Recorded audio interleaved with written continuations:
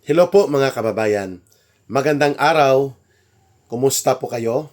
Kasama po ninyo ngayon si Ka Eric sa isa na namang episode ng ating video analysis at video talakayan. Sa oras na ito, magbibigay tayo ng pagpapaliwanag at mga pananaw hinggil dito sa pabalik-balik na mga pagbabanta ng mga grupong tinatawag na Communist Terrorist Urban Operatives. Ito yung mga front organizations na nagkukunwaring sila daw ay mga aktivista lamang, sila daw ay human rights defenders, sila daw ay para lamang sa pagiging tinatawag nilang sarili nila na mga progressive groups. Pero hindi.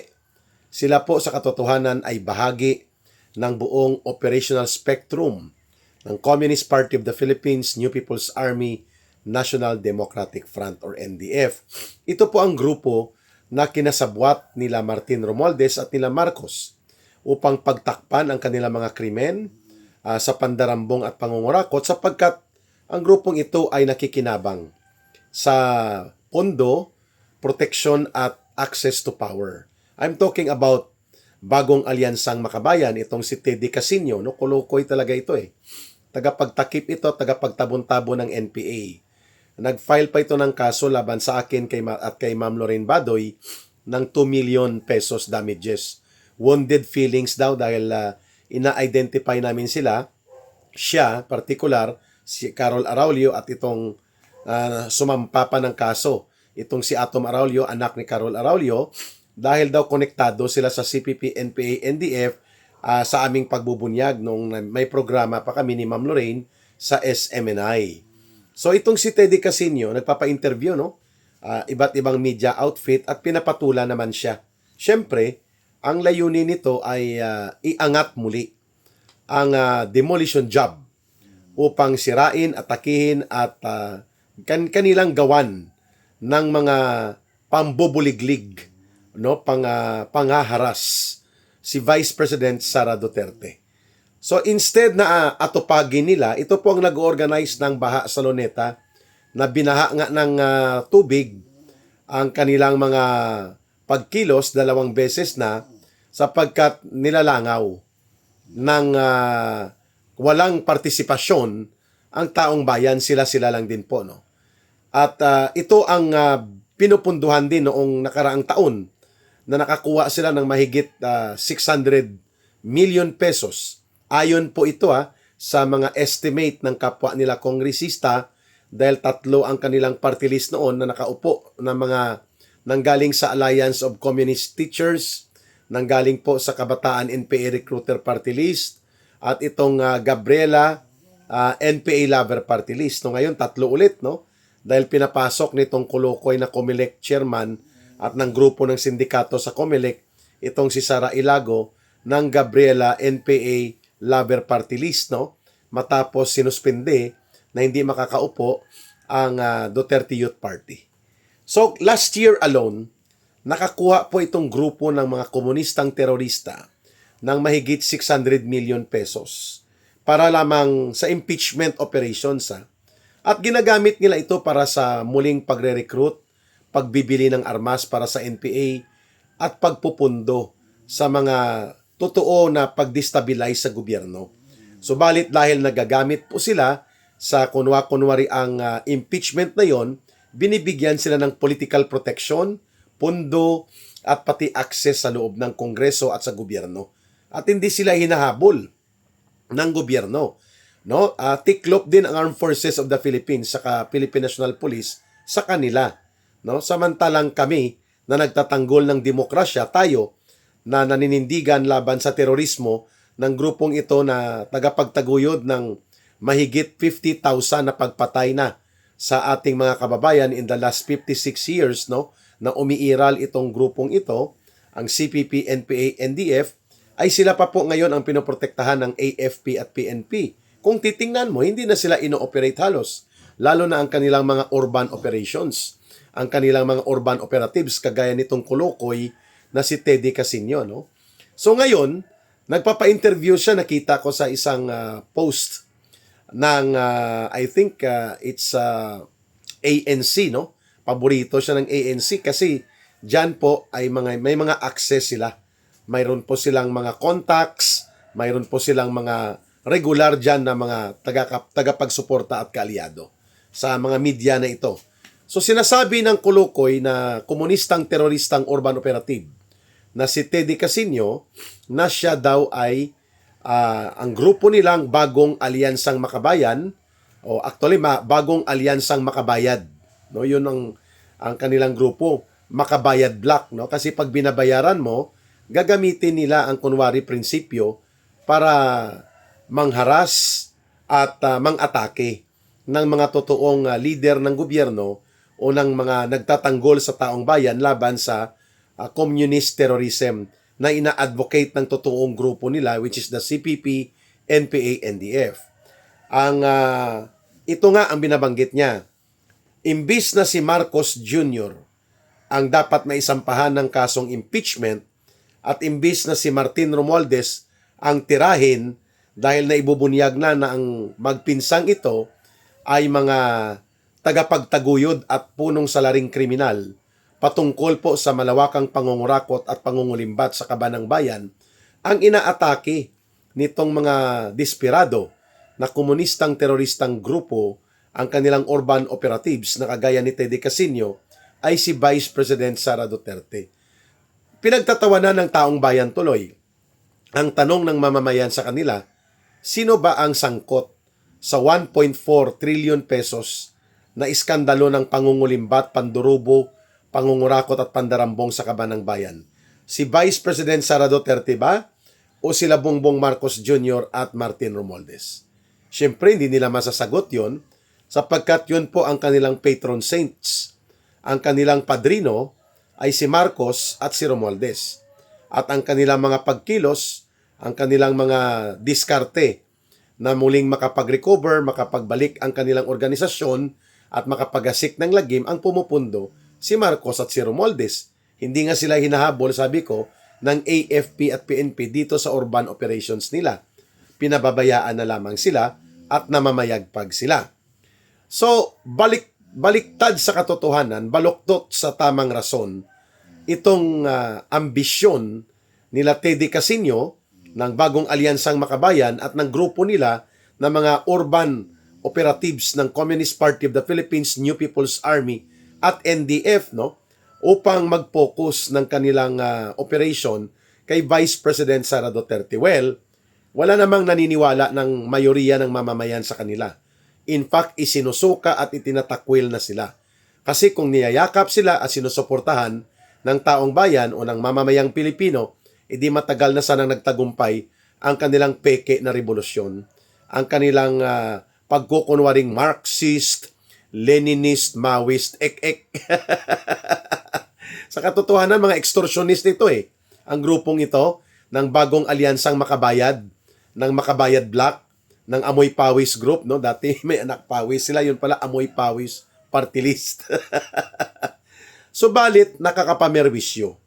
Sapagkat alam natin may numero pa na kontrolado nila ang bilang ng mga kongresista ni Marcos at ni Romualdez. Si Budget D, puppet yan ni Martin Romualdez at ni Marcos eh. So they need only, I think, around 158 or 160 na mga kongresista. Pwede na po nila makukuha ang bilang na ito. But of course, hindi na mangyayari kaagad-agad yung pagbibigay ng 150 or 200 million pesos na kagaya ng binunyag ni Ginoong o ni Congressman Toby Chanco na sinuhulan nila Marcos at nila Romualdez ang mga kongresista noon na nagkakahalaga sa umabot 90 billion pesos. No? Bagamat wala pang budget collection noon para punduhan, nagkaroon na ng letter of parang notice na mapupunduhan at maibibigay ang 150 million pesos. Binraso yan ni Romualdez sa DBM at pinayagan ni Marcos. Yung 90 billion pesos na around between 150 million pesos to 200 million pesos na panunuhol sa peke at bogus na basurang impeachment nila na ibinasura nga ultimately ng Korte Suprema. At yun ang dahilan kung bakit hindi umusad sa Senado. Kasi bistado eh. Nabisto po ng mga senador na ganyan pala ang kalakaran nito ni Martin Romualdez at of course ang kumpas sa likod niyan, si Marcos. Kaya pala may mga unprogrammed appropriations na nakareserba by the hundreds of billions of pesos kasi pinaghahandaan nila ang kademonyuhan at katarantaduhan nilang aatakihin nila at tatanggalin sa pagkapangalawang Pangulo si Vice President Sara Duterte. Subalit sumambulat po ito sa kanilang pagmumukha. Ngayon itong makakapal ang apog na mga ekstorsyonistang grupo ng bagong alyansang Makabayad Black at mga kabalahibo nila hindi pa nakontento sa mahigit 600 million pesos na ibinigay sa kanila na suhol nila Martin Romualdez at Marcos. Ngayon po sa gitna ng pagkagalit ng mamamayan hinggil sa flood control projects na ito na pilit na kinukulimbat at pilit po na inubos nitong grupo nila Marcos at Romualdez, pinagtatakpan ito ngayon ng mga kagaya po nitong bayaran for hire na mga political mercenaries. Walang pinagkaiba po itong grupo ng CPP, NPA, NDF at bagong alyansang Makabayad at Makabayad Black. Dito sa grupo ng hilaw na komunistang grupo ni Hontiveros itong Akbayan. Kasi ang dulo ng Akbayan actually, Akbayad. Akin na bayad mo. Akbayad. Akin na bayad mo. Akbayad. Ang kay Teddy Casino, bagong alyansang Makabayad. At Makabayad Black. Bayad, no? Pag may pera, tatahol. Pag malaki ang pera, tatahol at mangangagat. Pero alam na po ito ng mamamayan. We are just exposing na pakana ito lahat ni Marcos at ni Romualdez. Sino ba naman ang makikinabang para kay Teddy Casino ba ang impeachment na to? Hindi. Para ba ito kay Colmenares? Para ba ito kay Cristina Conte? Yung sabi nila, konti na lang ang hiya na natitira sa sarili niya. Itong tirador ng CPP, NPA, NDF na abogada nila for urban operations. No? Konti na lang ang natitirang hiya sa kanya. Kaya Cristina Conte. Ang makikinabang po sa pag-usad muli ng mapangwasak, basura at talaga naman pong walang katuturan at panghaharas na gimmick nila for impeachment complaint again on February. Naghahanda na daw sila, December pa lang itong kulukoy na mga tagapagtaguyod ng terorismo sa ating bansa na nagresulta sa pagkapatay ng mahigit 50,000 na mga Pilipino dulot po ng bulok na ideolohiya ng CPP, NPA, NDF. Ang mga Makabayad Black at bagong alyansang Makabayad Group nila na pinangungunahan ni Teddy Casino ay naghahanda ng panibagong basura na itatapon nila kay Vice President Sara Duterte. Siguro lumakas ang loob nila sapagkat patuloy po na pinupunduhan sila ni Marcos at nila Romualdez at patuloy po na nagkakaroon ng mga taktikal na alyansa sa ilang senador, no? Sapagkat kung uusad yan sa loob ng Kongreso ni Tambaloslos, nila Budget D at kukumpasan nila, pwedeng makakuha nga ng 160 votes sa mga kongresista na kaya nilang lusutan kung paano naman bigyan ng panunuhol na hindi naman flood control projects. Ibang approach naman, no? At pag-akyat sa Senado, nandyan po si Tuta Soto at si Pinky Lacson. Pink Lacson, si upang magpasimuno nitong diskarte ng impeachment upang durugin si Sara Duterte bago dumating ang 2028. The game plan of Marcos and Romualdez is to survive up to 2028. Kung hindi po sila mapapatalsik ng taong bayan, lalo na si Marcos Jr. sa pamamagitan ng people power, kasabay ng pag-withdraw of support ng Armed Forces of the Philippines at ng Philippine National Police laban sa kay Marcos, isosurvive niya until 2028. At pinaghahandaan nila na dapat wala ng Sara Duterte sa 2028. Pabor po sila dyan, si Teddy Casino at itong grupo ng mga komunistang terorista at si Larissa Hontiveros sapagkat alam po nila na kapag isa na namang Sara Duterte kagaya ni Inday Sara Duterte, ang uupo na Pangulo, ay may kalalagyan sila. Ang mga magnanakaw, ang kurakot at mandarambong kagaya ni Marcos at Romualdez, at ang mga sponsor ng terorismo, mga tagapagtaguyod ng mapangwasak at mapanghati na politika, at yung mga nagdi-destabilize ng totoo sa gobyerno at sa lipunang Pilipino, kagaya nito nila Casino, Hontiveros at mga grupo nila, sila po ay hindi pwedeng mamayagpag kapag ang umupo na presidente ay si Inday Sara Duterte. Kaya sila takot na takot. Mas gusto nila na manatili ang magnanakaw at adiktos sa Malacanang. Mas gusto nila na mananatili ang mga buaya at mandarambong kagaya nila Romualdez sapagkat nalalaro nila, nagagamit nila, nasasakyan nila, at ang pinakahigit, nahuhut-hutan nila ng pera ang gobyerno. Dahil pinapayagan at ginagamit ang ganyang estilo sa pamamagitan ng kanilang mga bugos na party list na nakakapasok pa rin sa Kongreso dahil sa sindikato sa COMELEC. Yan ang dahilan kung bakit gustong-gusto ng mga bagong alyansang makabayad, ng Makabayad Bloc ng Communist Party of the Philippines, New People's Army, NDF at ng Akbayad Group nila Hontiveros na mga hilaw na komunista, gustong-gusto nila na muling pag-usapan ang impeachment complaints laban kay Vice President Sara Duterte, bagamat ang one-year bar rule na sinasabi ng Korte Suprema ay sa mga kalagitnaan ng Pebrero pa. Pwedeng mag-take effect kung pagbabatayan ang calendar of computation on the constitutional one-year bar of the impeachment complaint, no? So February 2026. Pero December pa lang, itong mga grupo na pinupunduhan ni Marcos at Romualdez mula sa Kabanang Bayan, mula sa pagkakaroon ng pagkaka-sharing, may sharing sa pagnanakaw at pandarambong mula sa gobyerno sa mga flood control projects, itong binabanggit kong grupong mga urban operatives ng Communist Terrorist Group, no, ng CPP, NPA, NDF, at itong mga kaalyado ni Marcos mula sa Yellow and Pink Zombies, at ang grupo ng hilaw na komunistang sila Boy Ngiwi, no, sa sobrang hambog at arogante na akala mo siya ang nagmamay-ari ng Kongreso at sila na daw ang aayos sa Pilipinas.